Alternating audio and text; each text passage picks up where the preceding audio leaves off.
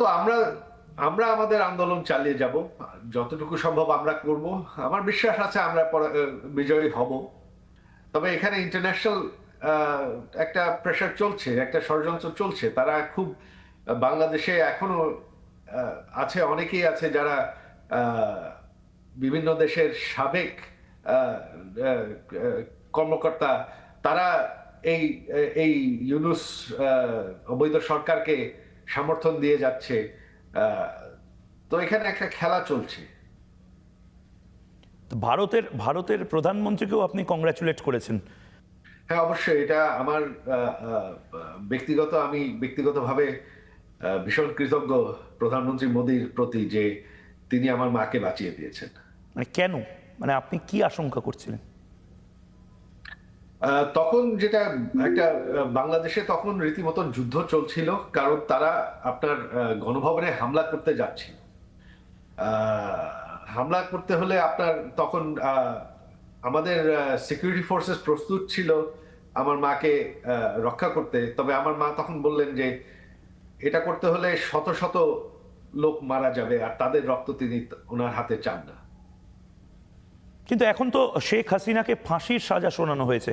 এই ট্রাইব্যুনালে তারা 17টি জাজকে বের করে দিয়েছে।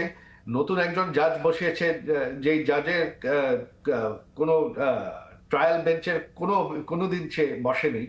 আর সে ব্যক্তিগতভাবে আমার মার বিরুদ্ধে বাজে বাজে কথা বলেছে।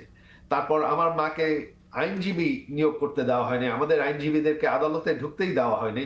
তারা একটা নিজেদের সরকারি আইনজীবী দিয়েছে, যে বিচারের পর তিনি হাসি মুখে হাসি দিয়েছেন যে বিচার হয়ে গেছে। তো এটা তো একটা সম্পূর্ণ যে একটা সাজানো রায়।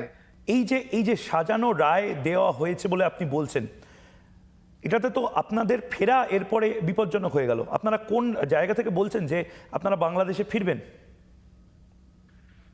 বাংলাদেশের মানুষ এই রায় মানছে না।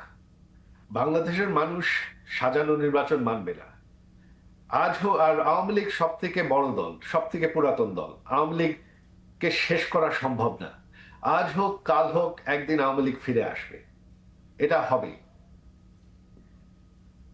মানে এটা আপনি এখনো কনভিকশনের সাথে বলছেন যে আওয়ামী লীগ আজ না হয় কাল ফিরে আসবে বাংলাদেশে? হ্যাঁ, অবশ্যই হবে। মানে আমি আবার সেই জায়গাতেই কোটি কোটি ভোটার তো আপনার গ্রাউন্ড ভুলে যাবে না। গ্রাউন্ড প্রেজেন্স কি আছে না আছে ওটা সময়তে বোঝা যাবে। বিট্রেয়াল আছে, বেইমানি আছে, বিশ্বাসঘাতকতা আছে। না, ঘরের ভেতর আওয়ামী লীগ থেকেই বিশ্বাসঘাতকতা, বা সরকারের ভেতর থেকেই কেউ বিশ্বাসঘাতকতা করছে, এই জিনিস আছে? এখন তো বাংলাদেশ সরকার সম্পূর্ণ অবৈধ, এটা তো আমাদের সরকার না।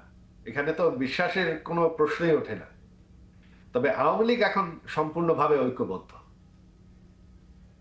আপনি কি নিজেও টেনশন করছেন যে যেভাবে একের পর এক সন্ত্রাসবাদী সংগঠন যেভাবে প্রভাব বিস্তার করছে, তাতে ভয়ঙ্কর একটা একটা একটা কোল্যাপস হয়ে যেতে পারে আমাদের এই ইন্ডিয়ান সাবকন্টিনেন্ট, এবং এটা ইন্ডিয়াতে এই বর্ডারিং জায়গাগুলোতে প্রভাব বিস্তার করতে পারে? মৌলবাদী চাপ হয়তো বাড়তে পারে, মৌলবাদীদের দাপাদাপি বাড়তে পারে।